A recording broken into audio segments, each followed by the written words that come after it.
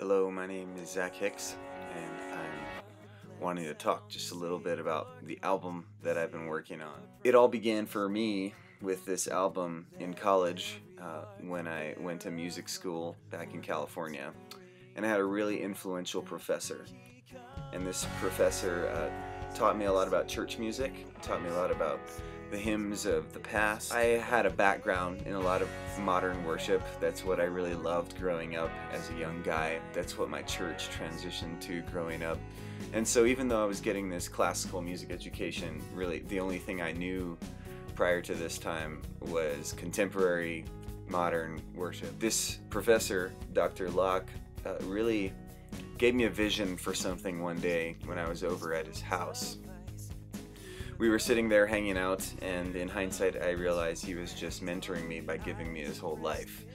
But we were talking, and one of the more poignant things he said to me was, I wish that there would be people in the modern worship movement that would take the texts of old hymns and set them to new music. And that statement he made to me always stuck with me, but for me, I never really had the resources or the thought that that would be something I'd do myself.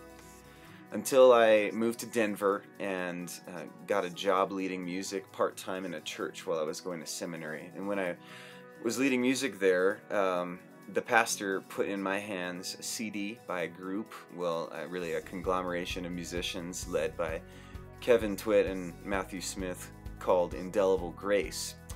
And on this CD, for the first time, I heard the fruition of what my prof had been talking about.